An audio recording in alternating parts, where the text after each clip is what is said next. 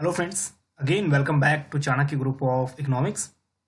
So last 25 days preparation through MCQs में आज हम डिस्कस करेंगे लेक्चर 2 और आज हम डिस्कस करेंगे again 25 MCQs from different unit of economics. So इसमें कोशिश करेंगे कि सभी इकोनॉमिक्स के जितने यूनिट्स हैं कवर करने की. इससे पहले हमने डिस्कस किए थे 25 MCQs, ठीक है, लेक्चर 1 में. सो अगर हम बात करें 25 डेज प्रिपरेशन है, इसका नाम क्यों रखा? देखिए, जो एग्ज़ाम होना है वो 2 स्लॉट में होना है, ठीक है.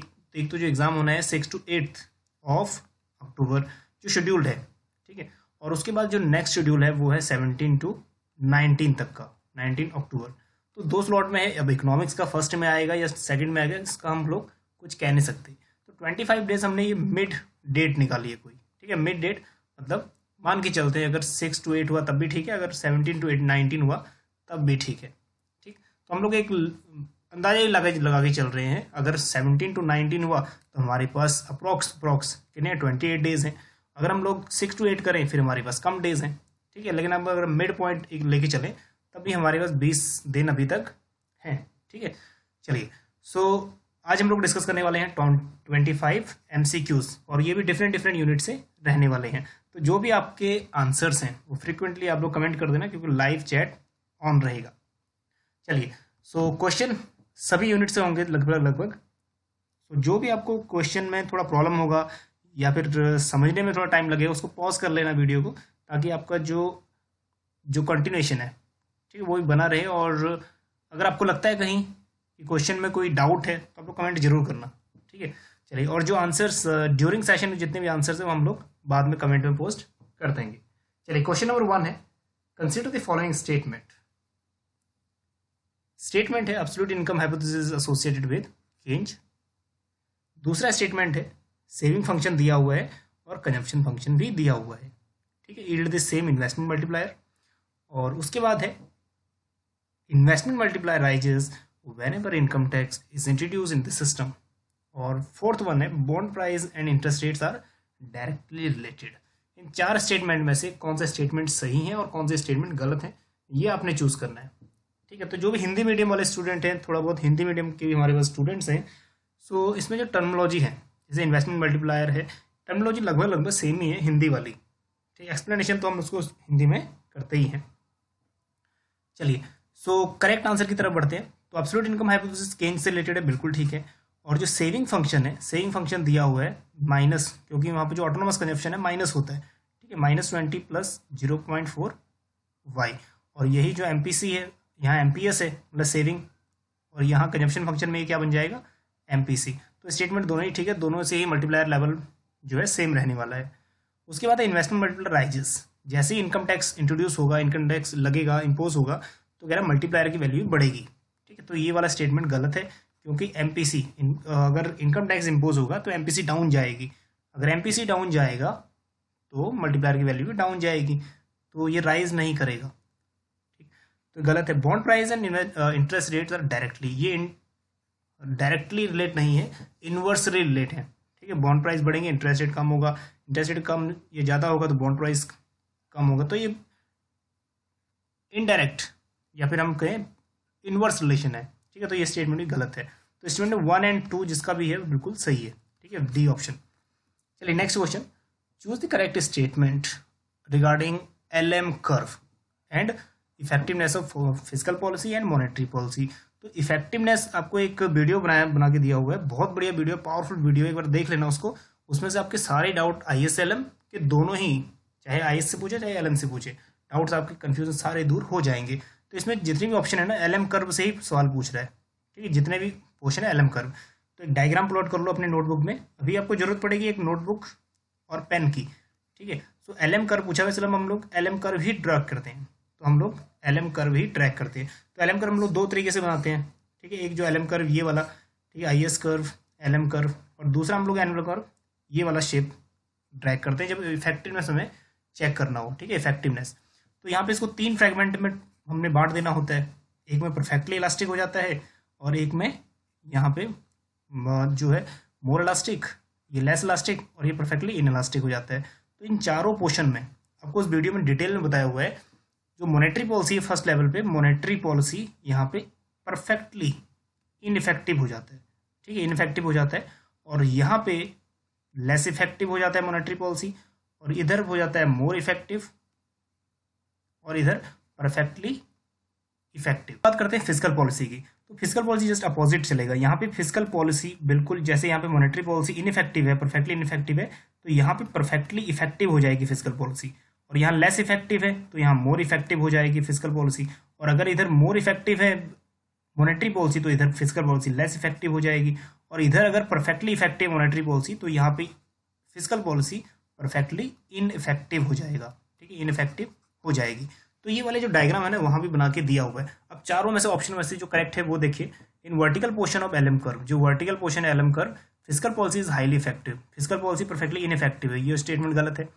In the vertical portion of LM curve physical policy is ineffective, यहाँ पे जो फिजिकल पॉलिसी इनइफेक्टिव है बिल्कुल ठीक है, while the monetary policy is highly effective, और जो मॉनेटरी पॉलिसी है परफेक्टली क्या है, इफेक्टिव है। तो ये वाला ऑप्शन बिल्कुल करेक्ट है, आगे जाने की जरूरत ही नहीं पड़ेगी। अगर एक ही ऑप्शन पूछा हुआ है तो आगे जाने की जरूरत ही नहीं पड़ेगा, ठीक है। जैसे हॉरिजॉन्टल पोर्शन एलएम कर्व है, horizontal portion LM curve, physical policy and monetary policy बहुत आर इफेक्टिव, बहुत इफेक्टिव नहीं होंगे, सिर्फ फिजिकल पॉलिसी ही इफेक्टिव होगा।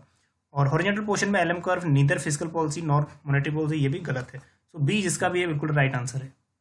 चलिए next question number third, Stolper Samuelson theorem establishes a relation between, क्योंकि हम लोग यहाँ पे ज़्यादा एक्सप्लेन नहीं करेंगे क्योंकि जो लास्ट वीडियो था काफ़ी लेंथी हो गया था 35 मिनट का, उसमें हम लोग जो टाइम है, ठीक है, वो भी हम लोग ध्यान में रख रहे हैं। तो स्टॉपलर-सैमुअल्सन जो मॉडल है ये मॉडल बेस्ड है एचओ थ्योरी का, बेसिक मॉडल है ये, ठीक है, एचओ थ्योरी पे ऊपर बेस्ड है, हेक्चर-ओलिन थ्योरम का ये एक बेसिक थ्योरम है, ठीक है। तो आपको थोड़ा सा समझ आ गया होगा कि एचओ मॉडल किसके ऊपर बेस्ड है, ठीक है। एचओ की मॉडल की तैयारी अगर करी है तो उसी का एक बेसिक मॉडल है, ठीक है, जो रिलेटेड है relative price of output and relative factor rewards का। तो जो बी ऑप्शन है इसमें बिल्कुल करेक्ट है, ठीक है, relative price and relative factors. So relative price of output and relative factors reward, जो बी ऑप्शन है बिल्कुल करेक्ट है। चलिए क्वेश्चन नंबर फोर्थ जो है इकोनोमेट्रिक्स से है, which of the following is not a test of heteroscedasticity, ठीक है, हेट्रोस्टैटिसिटी और ऑटो कोरिलेशन दोनों ही थोड़ा इंपॉर्टेंट है, और इनके प्रेजेंस में ओएलएस की अजम्पशंस देख लेना क्या होती है, ठीक है। बहुत बार आता है कि हेट्रोस्टैटिसिटी के प्रेजेंस में, ऑटो कोरिलेशन के प्रेजेंस में ओएलएस क्या हो जाता है, ठीक है, ओएलएस अनबायस्ड एंड इनएफिशिएंट। चलिए अब देखते हैं कि कौन सा इसमें से हेट्रोस्टैटिसिटी का टेस्ट नहीं है, ठीक। तो ऑप्शन आपके आंसर आने शुरू हो गए होंगे, तो जो करेक्ट आंसर है वो है डर्बिन-वाटसन टेस्ट। तो डर्बिन-वाटसन टेस्ट क्या है, ये ऑटो कोरिलेशन का टेस्ट है, ठीक है, ऑटो कोरिलेशन को मेजर करता है, बल्कि ग्लेजर टेस्ट, ब्रूस्ट-पेगन टेस्ट और ब्रूस्ट-गॉडफ्रे टेस्ट ये मेजर करता है ऑटो हेट्रोस्टैटिसिटी को, ठीक है। एक बार बराबर कमेंट करेंगे कि ऑटो कोरिलेशन की वैल्यू कहाँ से लेके कहाँ तक वैल्यू लाई करती है, ठीक है, autocorrelation, sorry that is Durbin Watson test की, क्योंकि डर्बिन-वाटसन टेस्ट ने डी स्टैटिस्टिक्स दिया था, डी स्टैटिस्टिक्स, और इन्होंने जो डी स्टैटिस्टिक्स दिया था 1951 में, तो इन्होंने बोला था कि जो डी स्टैटिस्टिक्स की वैल्यू है, डर्बिन-वाटसन टेस्ट की वैल्यू है वो रहेगी 0 to 4 तक, ठीक है, 0 to 4 तक रहेगी। और इसमें भी एक पैरामीटर था कि जो दो वैल्यू थी इसमें मतलब there is no autocorrelation, यहाँ पे कोई ऑटो कोरिलेशन नहीं था। 0 से 2 तक जितनी वैल्यू रहेगी वो पॉजिटिव ऑटो कोरिलेशन रहेगा, और 2 से लेकर 4 तक जो वैल्यू रहेगी वो नेगेटिव ऑटो कोरिलेशन रहेगा। और ये 2017 का पेपर चेक करना, वहाँ पे क्वेश्चन पूछा भी जा चुका है, ठीक है, ये क्वेश्चन पूछा भी जा चुका है। जैसे ही 0 की तरफ क्लोजर होगा, जैसे ही 0 की तरफ मूव करेगा क्या दिखाएगा, पॉजिटिव दिखाएगा, और जैसे ही 4 की तरफ, ठीक है, 0 to 2 तक पॉजिटिव है और 2 to 4 नेगेटिव ऑटो कोरिलेशन है, और जब वैल्यू लाई करेगी 1.5 to 2.5 तो वो नॉर्मल ऑटो कोरिलेशन बताएगा, ये बताएगा नॉर्मल ऑटो कोरिलेशन। चलिए ये आउट ऑफ द बॉक्स था, ठीक है, थोड़ा उससे रिलेटेड था, लेकिन चलिए तो ये डिफरेंट टेस्ट हैं जो रिलेटेड हैं आपके हेट्रोस्टैटिसिटी के, 6 टेस्ट हैं। चलिए next question, who among the following advocated the basic needs approach to development, ठीक है, बेसिक नीड्स अप्रोच बहुत जल्दी माइंड में स्ट्रक कर गया होगा आपके, क्योंकि बहुत फेमस इकोनॉमिस्ट है, नोबेल प्राइज विनर है, 1998 में नोबेल प्राइज मिला है, सिर्फ एकमात्र इकोनॉमिस्ट है इंडिया से जिनको नोबेल प्राइज मिला है। और इसी को हम लोग, इनकी थ्योरी को दूसरे किस नाम से पुकारते हैं हम लोग, फटाफट कमेंट करेंगे। इसी थ्योरी को हम लोग दूसरे नेम से भी पुकारते हैं, ठीक है, जिस नेम के लिए उनको नोबेल प्राइज मिला था, ठीक है, अमर्त्य सेन। तो ए के सेन जिसका भी आंसर बिल्कुल करेक्ट है। सो इसको हम बोलते हैं कैपेबिलिटी अप्रोच, ठीक है। इसमें क्या था, जो बेसिक नीड्स होती हैं, food, that is shelter, clothing, ठीक है, सैनिटेशन, एजुकेशन, हेल्थ, वो सब चीज़ें फुलफिल होनी चाहिए। तो इनकी जो स्टडी थी वो थी 1980s टू 1990s की, ठीक है। स्टडी इतनी पावरफुल थी और ये बेसिक नीड्स के ऊपर ही है, तो इसीलिए उनको 1998 में नोबेल प्राइज से मिल गया। चलिए 6th question, minimum support price for food grains was introduce in India in the year, ठीक है। एमएसपी किस ईयर में इंडिया में इंट्रोड्यूस हुआ था? चलिए, तो एमएसपी किस दिन हुआ या किस ईयर में हुआ? 1966 करेक्ट आंसर है, ठीक है। खैर ये जो बातें थी 1964 से ही शुरू हो गई थी, लेकिन असल में जो इम्प्लीमेंट हुआ वो कब हुआ? 1966, जब ग्रीन रिवोल्यूशन आया था। और who was the father of green revolution, ठीक है। ग्रीन रिवोल्यूशन के फादर कौन है? फटाफट कमेंट करेंगे। इसके साथ साथ कभी आ जाता है क्योंकि उसके 3 साल बाद ही 1960 या 1917, 3-4 साल बाद एक वाइट रिवोल्यूशन भी आया था, ठीक है, श्वेत क्रांति, मिल्क का रिवोल्यूशन। तो father of green revolution and father of white revolution, ठीक है, ये दोनों के फादर कौन है? क्योंकि तैयारी है आपकी, आप आई नो आपकी तैयारी बहुत अच्छी है, ठीक है। वाइट रिवोल्यूशन और ग्रीन रिवोल्यूशन दोनों के फादर कौन है इंडिया में, ठीक है, इंडिया कॉन्टेक्स्ट में। चलिए 7th question, match the list 1 and list 2। पुराना क्वेश्चन है लेकिन बार बार क्वेश्चन रिपीट होकर आता है, ठीक है। Hamilton List, Marshall Lerner, Edgeworth and Jacob Viner, ठीक है। तो जैकब वाइनर तो बहुत बार रिपीट होता है क्वेश्चन, ठीक। सो आई होप कि ज़्यादा इसमें डायरेक्ट टाइम नहीं लगेगा आपका। सो हैमिल्टन लिस्ट जो रिलेटेड है infant industry, that is Indian industry. Marshall Lerner elasticity approach, बहुत इंपॉर्टेंट है इंटरनेशनल ट्रेड का। और एजवर्थ इम्प्रोवाइजिंग ग्रोथ, और Jacob Viner trade creation and trade divergent, ठीक है, that is divergent. So first का 2, सेकंड का 3, फर्स्ट का 2, सेकंड का 3 एंड उसके बाद थर्ड का 4th एंड फोर्थ का 1। सो बी ऑप्शन जिसका भी बिल्कुल करेक्ट है। Okay, question number 8, arrange the introduction of the following taxes in India in chronological order, ठीक है।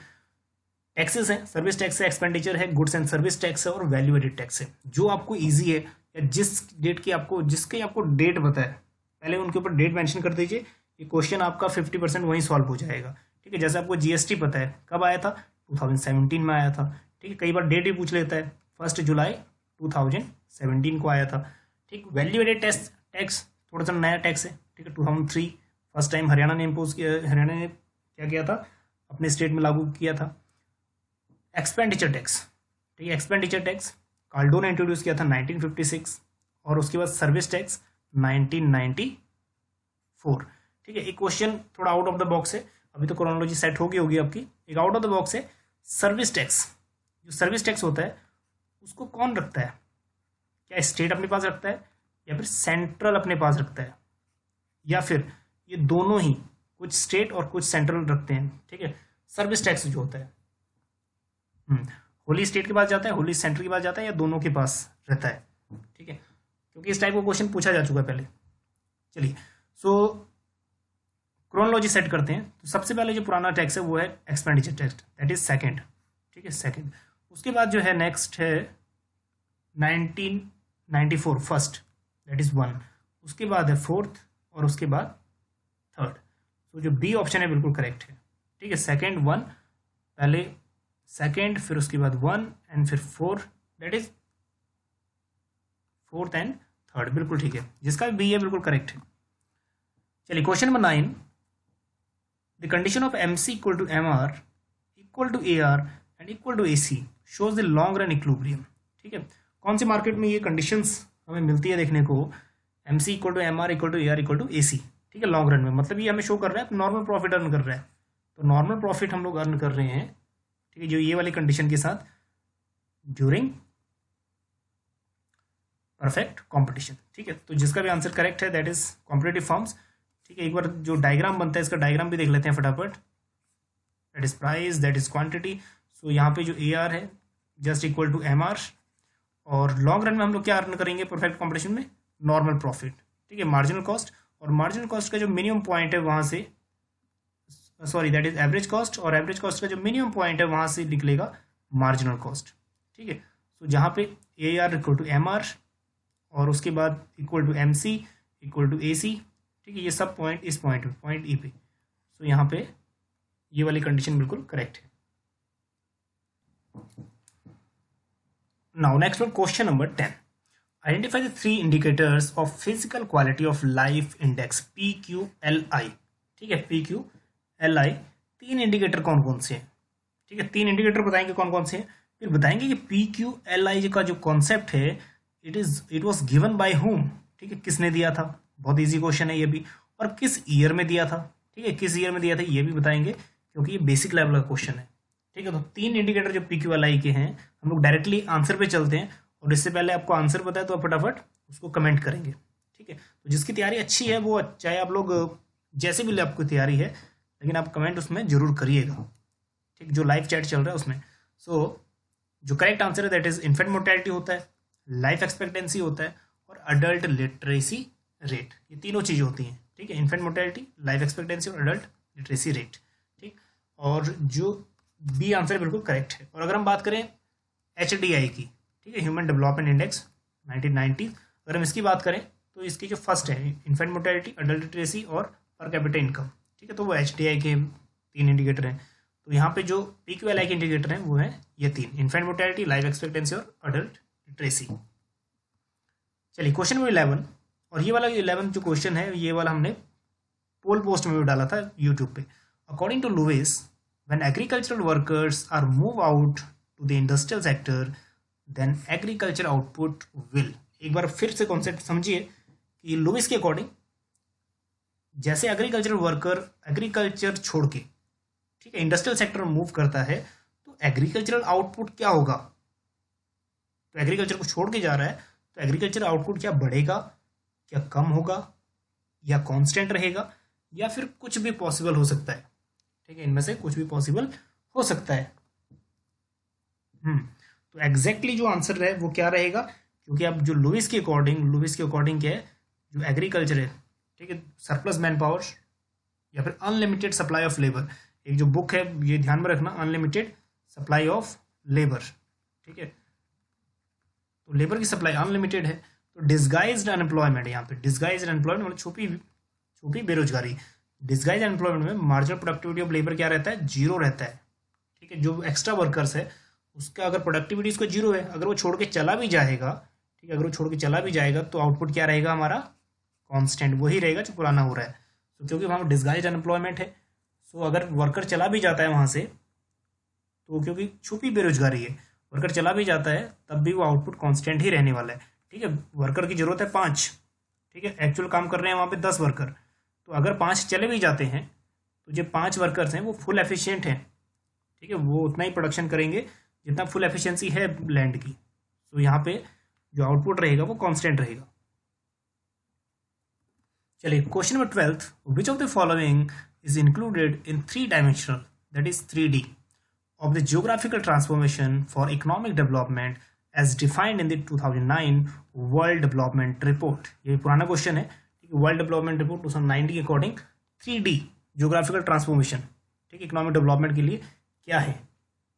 ठीक, तो 3D बोला हुआ है तो आपको नेम से ही स्पष्ट है। अगर 3D बोला हुआ है तो that is density, distance and division. ठीक है, 3D। ठीक है, ये 3 फर्स्ट ऑप्शन बिल्कुल करेक्ट है। चलिए question number 13, labour theory of value was propounded bye. ठीक है, ये क्वेश्चन यूजीसी नेट में आ चुका है, लेकिन ये थोड़ा सा मॉडिफाइड क्वेश्चन है। ठीक है, ये थोड़ा सा मॉडिफाइड क्वेश्चन है।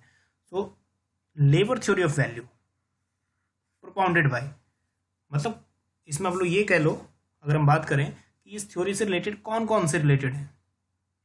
ठीक, तो एडम स्मिथ, डेविड रिकार्डो, उसके बाद रैगनर नक्से, उरन मिडल, आरएम सोलो और कार्ल मार्क्स।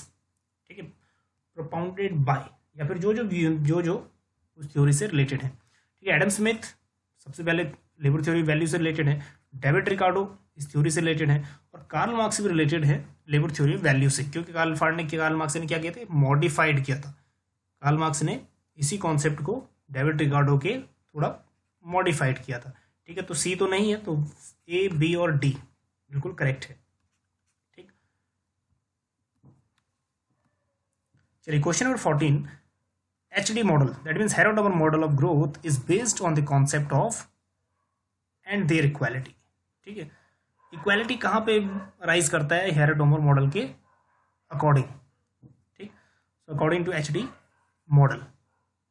सो पॉपुलेशन प्रोडक्टिविटी की बात नहीं करता, investment and average growth rate of income की बात नहीं करता, तो एक्चुअल वारंटेड और नेचुरल ग्रोथ रेट की बात बिल्कुल करता है, ठीक है, सी। और productivity growth and investment growth, तो सी और डी कहीं ऑप्शन में एक साथ मिल नहीं रहा, तो जो सी ऑप्शन है बिल्कुल करेक्ट है।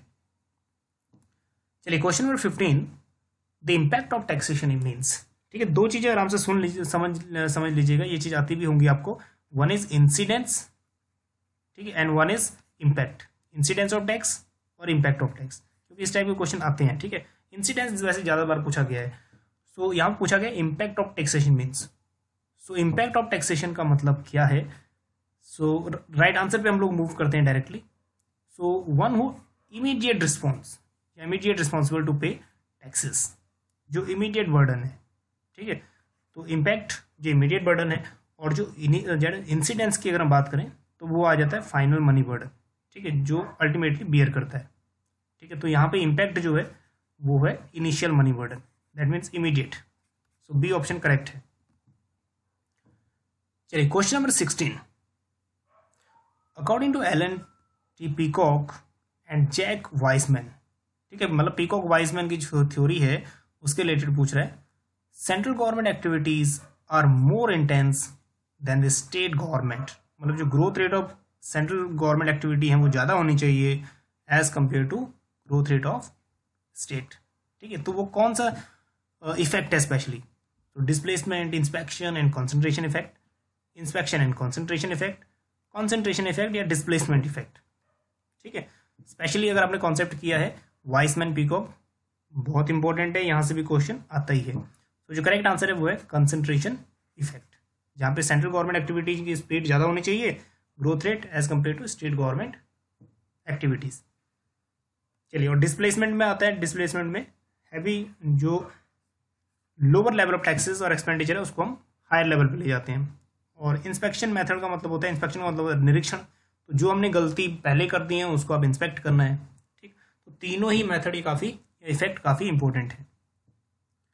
चलिए question number 17, the whole incidence of sale tax will be on seller when, ठीक है। तो इस टाइप का क्वेश्चन सेलर पे इफेक्ट पड़ रहा है या फिर बायर पे पड़ेगा, ये सारा ही डिपेंड करेगा आपके इमेजिनरी कॉन्सेप्ट पे, ठीक है। माइंड में एक पिक्चर बना लो, सारी कॉन्सेप्ट क्लियर हो जाएगा, ठीक है। तो यहाँ पे बात हो रही है कि whole incidence of sale tax will be on seller, तो सेलर पे कब आएगा इंसिडेंस? जब, ठीक है, पहले स्टेटमेंट एक एक करके पढ़ लो, ठीक। Number 1, when the demand for the commodity is perfectly elastic, तो demand for the product elastic कहने का मतलब ये है कि उस प्रोडक्ट के लिए डिमांड इलास्टिक है, मतलब प्रोडक्ट की अवेलेबिलिटी मार्केट में बहुत जगह है। तो अगर एक सेलर टैक्स बढ़ाता है तो उस टैक्स का बर्डन किस पे आएगा, ठीक है। अगर वो टैक्स बढ़ाता है तो कंज्यूमर दूसरी बार शिफ्ट कर जाएगा, तो टैक्स का बर्डन सेलर पे जाता आएगा, ठीक है। तो आगे जाने की जरूरत ही नहीं है। So the demand for the commodity is perfectly elastic, अगर डिमांड परफेक्टली इलास्टिक है तो कंज्यूमर के पास और भी ऑल्टरनेटिव है, ठीक है, और भी सब्स्टिट्यूट हैं, या फिर और मार्केट में और भी जगह है जहाँ से वो सामान ले सकता है। तो अगर एक सेलर प्राइस बढ़ाएगा भी या टैक्स बढ़ाएगा भी तो दूसरे सेलर के पास कंज्यूमर मूव कर जाएगा। सो ए ऑप्शन बिल्कुल करेक्ट है। चलिए question number 18, again arrange the following in chronological order, ठीक है। आई होप यहाँ तक आपकी जो प्रिपरेशन है वो थोड़ा सा पता लग रहा होगा आपको, ठीक है, यहाँ तक आप लोग ठीक चल रहे होंगे। So question number 18, committees, number 1 है Jha committee, then committee on GST Kelkar committee, और नरसिम्हम कमेटी, और डायरेक्ट टैक्स इंक्वायरी कमेटी, ठीक है, दैट इज वांचू कमेटी, ठीक। सो अब आंसर देते रहिएगा, हम लोग जो इसकी डेट है डेट में मूव करते हैं। तो झा कमेटी अगर हम बात करें, इनडायरेक्ट टैक्स 1977, और केलकर कमेटी जो स्टैब्लिश हुई थी 2004 में हुई थी फर्स्ट टाइम, ठीक। उसके नरसिम्हा कमेटी जो है 1991, और जो नरसिम्हम की रिवाइज्ड कमेटी है, ठीक है, मतलब सेकंड कमेटी है, वो है 1998। लेकिन यहाँ पे फर्स्ट कमेटी के बारे में पूछा गया है, रिव्यू ऑफ फाइनेंशियल सिस्टम। उसके बाद वांचू कमेटी 1970, ठीक है, 1970। चलिए अब क्रोनोलॉजी सेट कर लीजिए, सबसे पहले डी फिर ए, पहले डी फिर ए, उसके बाद सी एंड देन बी। तो जिसका भी 2 है बिल्कुल करेक्ट आंसर है। चलिए बिल्कुल लेटेस्ट क्वेश्चन है। For the union budget 2020-21 arrange the following in ascending order of their percentage in GDP. तो यहाँ से तो क्वेश्चन जैसे मर्जी करो, physical deficit, revenue deficit, primary deficit, से क्वेश्चन आएगा ही आएगा, चाहे फॉर्मूला पूछे चाहे वो क्रोनोलॉजी पूछे। ठीक, तो क्या इसका आंसर होना चाहिए, फटाफट कमेंट करेंगे। तो आपको एक चीज़ तो पता होनी चाहिए, अगर क्रोनोलॉजी पूछा सबसे इजी क्वेश्चन यही है। तो सबसे कम होता है प्राइमरी डेफिसिट और सबसे ज़्यादा होता है फिजिकल डेफिसिट। अभी तक यही ट्रेंड चलता आ रहा है। ठीक है, जो फिजिकल डेफिसिट है अभी 9.5 है और रिवेन्यू डेफिसिट 7.5 और इफेक्टिव रिवेन्यू डेफिसिट जो अभी जो रेट है, इफेक्टिव रिवेन्यू डेफिसिट 6.3 और प्राइमरी डेफिसिट इंपॉर्टेंट है 5.9। इसका इंडिविजुअल रेट ही पूछ सकता है। ठीक, तो असेंडिंग रेट में अगर हम बात करें, प्राइमरी डेफिसिट पहले आएगा, ठीक 3, उसके बाद आएगा 2, फिर उसके बाद आएगा रिवेन्यू डेफिसिट 7.5, फिर आएगा फिजिकल डेफिसिट 9.5। ठीक है, जो फर्स्ट है, जिनका भी फर्स्ट है बिल्कुल करेक्ट है।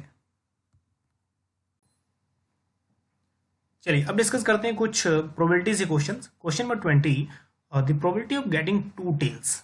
तो इसमें आपको जरूरत पड़ेगी पेन और पेंसिल की या फिर नोटबुक की, क्योंकि यहाँ पे आपको वीडियो पॉज करने की जरूरत ही पड़ सकती है। ठीक है, 2 टेल्स, क्या प्रोबेबिलिटी है 2 टेल्स आए आउट ऑफ 3 कॉइन्स। ठीक है, जब 3 कॉइन हमने टॉस किए तो क्या प्रोबेबिलिटी है कि 2 टेल उसमें आए। तो ये वाला जो क्वेश्चन है इसमें बर्नौली थ्योरम भी यूज कर सकते हैं या फिर सिंपल मेथड्स भी इसको यूज कर सकते हैं। 3 कॉइन है तो प्रोबेबिलिटी ऐसी हो सकती है फर्स्ट। तो प्रोबेबिलिटी आपको सबको पता है, प्रोबेबिलिटी मेजर करते हैं m/n, मतलब favourable cases upon total number of cases. ठीक, तो फर्स्ट प्रोबेबिलिटी ये है कि तीनों में हेड आए। ठीक है, दूसरी प्रोबेबिलिटी ये है कि 3 कॉइन टॉस के हो सकता है कि तीनों में टेल आए। तीसरी प्रोबेबिलिटी है कि एक में हेड आए, 2 में टेल आ जाए। चौथी प्रोबेबिलिटी है कि एक में टेल आए और 2 में हेड आए। पांचवी प्रोबेबिलिटी ऐसी भी हो सकती है कि टेल हेड टेल। और sixth probability head tail head. और सेवन्थ प्रोबेबिलिटी हो सकती है कि हेड फिर टेल आए। और एट्थ प्रोबेबिलिटी हो सकती है कि टेल और हेड आए। ठीक है, ये पॉसिबल पॉसिबिलिटीज हैं। अब इससे ज़्यादा पॉसिबिलिटीज नज़र नहीं आती। ठीक है, यही 8 पॉसिबिलिटीज हो सकती हैं कि 3 टॉस जब हम लोग करेंगे। ठीक है, 3 कॉइन जब हम लोग टॉस करेंगे। तो अभी हम देखो कि कितने टॉस में या कितने पेयर में 2 टेल आया, 2 बार टेल आया। ठीक है, यहाँ 3 बार टेल आया, इसको हम नहीं गिनेंगे। तो 2 बार टेल यहाँ आया, उसके बाद 2 बार टेल यहाँ आया।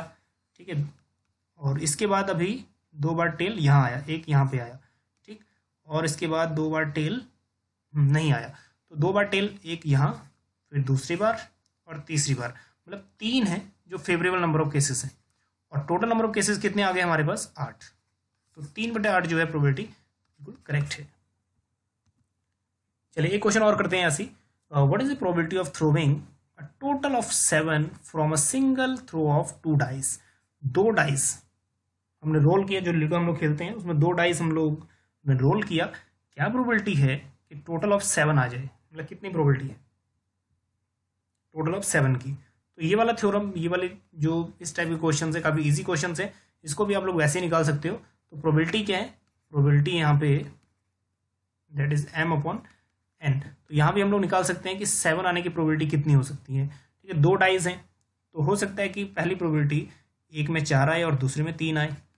और दूसरी प्रोबेबिलिटी है कि एक में 3 और दूसरे डाइस में 4 आए। तीसरी पॉसिबिलिटी है कि एक में 5 और दूसरे में 2। चौथी पॉसिबिलिटी है कि एक में 2 दूसरे में 5। आप लोग खुद भी सॉल्व कर लीजिएगा। और एक पॉसिबिलिटी ये बनती है 6th कि इसमें 6 + 1 एंड 6 दैट इज 1 + 6। और पॉसिबल कॉम्बिनेशन इसमें नहीं बनते। ठीक है, सो अभी देखिए टोटल नंबर ऑफ केसेस कितने बन गए हमारे पास, 6। ठीक, तो total number of favourable cases 6 बन गए, मतलब 7 हम लोग 6 तरीके से ला सकते हैं, ये 6। ठीक है, और टोटल नंबर ऑफ केसेस कितने हैं, 6 × 6 दैट इज 36। ठीक, तो जिसका भी 1/6 आया आंसर बिल्कुल करेक्ट है। ठीक है, 1/6। चलिए question number 22, if in a distribution mean is 60, ठीक है, थोड़ा ध्यान से देखिएगा क्वेश्चन, मीन की वैल्यू क्या है 60 एंड मोड की वैल्यू है 75 and the standard deviation is 3, ठीक है, standard deviation is 3 and then the coefficient of skewness will be, देखो एक तो स्टैंडर्ड डेविएशन अच्छे से कर लेना और एक वेरिएंस अच्छे से कर लेना, ठीक है, वेरिएंस और एक कोएफिशिएंट ऑफ वेरिएंस। क्या फॉर्मूला है कोएफिशिएंट ऑफ वेरिएंस का, ये भी आप फटाफट एक बार कमेंट करेंगे, what is the formula of coefficient of variance, क्योंकि कई बार पूछा जा चुका है। ठीक, तो इसमें आप लोगों को पता पूछा गया है coefficient of skewness. Coefficient of skewness कैसे निकालोगे, that is coefficient of skewness, so आपको आता ही होगा, मे भी आंसर भी आने शुरू हो गए होंगे। So that is mean minus mode upon standard deviation. ठीक, सो मीन की वैल्यू 60, मोड की वैल्यू 75 और स्टैंडर्ड डेविएशन है 3। ठीक, सो हमारे पास दैट इज -15/3, सो -5 जिसका भी आंसर है बिल्कुल करेक्ट है। Okay, question number 23, the area between -1 and +1 under standard normal curve is, ठीक है, नॉर्मल डिस्ट्रीब्यूशन जो होता है उसका जो तो ये वाला जो पोर्शन है, ठीक है, ये वाला पोर्शन हमें ये शो करता है कि 1, ठीक है, 1, उसके बाद 2, उसके बाद 3। तो यहाँ जो वैल्यू है वो वैल्यू कितनी होती है ये पूछ रहा है। ठीक है, तो जो वैल्यू होती है राइट आंसर की तरफ मूव करते हैं, सो दैट इज 68.26 या फिर 68.27। ठीक, तो ये वाली वैल्यू जो है 68.26 या 68.27, और जो सेकंड की वैल्यू है +-2 की जो वैल्यू है वो हो जाएगी 95.45, और जो 3 की वैल्यू है वो हो जाती है 99.73। ठीक है, तीनों की वैल्यू देख लेना, ये थोड़ा इंपॉर्टेंट है। चलिए question number 24, again match the following और canons of taxation and canons of public expenditure. ये दो क्वेश्चन इंडिविजुअल पूछ चुका है। ठीक है, ये दो क्वेश्चन इंडिविजुअल पूछ चुका है। सो कैनन्स ऑफ टैक्सेशन, इनके जो कैनन्स है ना आगे, cannons of section, cannons of equity, ये कर लेना क्योंकि ये थोड़ा सा इंपॉर्टेंट है, इनकी भी क्रोनोलॉजी पूछ लेता है कई बार।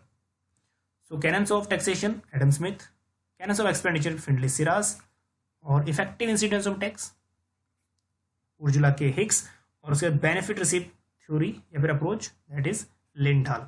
ठीक है, सो जो क्वेश्चन का आंसर है हमारे पास डायरेक्टली निकल आएगा। सो फर्स्ट का 2 एंड सेकंड का 3, सो फर्स्ट का 2, सेकंड का 3 and then 1 and then 4। So A option बिल्कुल करेक्ट है। Okay, question number 25, last question है आज का, और इंडियन इकोनॉमी ब्लैक मनी से रिलेटेड है। ठीक है, पूछ रहा है which of the following has not worked for estimation of the black money in India. ठीक है, कौन सा ब्लैक मनी एस्टिमेशन से रिलेटेड नहीं है। ठीक, so Kaldor committee black money से रिलेटेड है, रांगनेकर कमेटी ब्लैक मनी से रिलेटेड है, ओपी चोपड़ा और रिलेटेड है, और जो नहीं रिलेटेड है वो है आपका सुखमय चक्रवर्ती। ठीक है, तो ये वाला ऑप्शन इसमें करेक्ट है, ये रिलेटेड नहीं है, दैट इज डी। ओके, तो टोटल ओवरऑल कोशिश की थी कि सभी इसमें जितने यूनिट्स हैं कवर हो जाएं। नेक्स्ट जो थर्ड है उसमें हम लोग थोड़ा सा और एडवांस लेवल के क्वेश्चन करेंगे। ठीक है, ज़्यादा कॉन्सेप्ट बेस्ड क्वेश्चन इंट्रोड्यूस नहीं कर सकते क्योंकि उसमें ज़्यादा टाइम लगेगा, और ज़्यादा टाइम लगेगा वीडियो थोड़ा सा लेंथी हो जाता है। ठीक है, तो स्ट्रेट फॉरवर्ड क्वेश्चन हम लोग ज़्यादा ऐड करते हैं। ठीक, तो मिलते हैं आपको लेक्चर 3 में, तब तक के लिए बने रहिए चाणक्य ग्रुप ऑफ इकोनॉमिक्स। और हाँ, पॉजिटिव एस्पेक्ट रखिए, पॉजिटिव पॉइंट ऑफ व्यू रखिए एग्जाम से रिलेटेड। ठीक है, टेंशन वगैरह जो भी है उसको साइड में रख दीजिए, अच्छे से तैयारी करिए, और आई होप कि आप सबकी तैयारी अच्छी चल रही होगी। ठीक है, मिलते हैं आपको नेक्स्ट वीडियो में, बने रहिए तब तक चाणक्य ग्रुप ऑफ इकोनॉमिक्स के साथ। और जो वीडियो है कोशिश करेंगे हम लोग एक दिन छोड़ के, अर्ली मॉर्निंग 10 AM। ठीक है, एक दिन छोड़ के। चलिए मिलते हैं आपको नेक्स्ट वीडियो में, तब तक के लिए गुड बाय।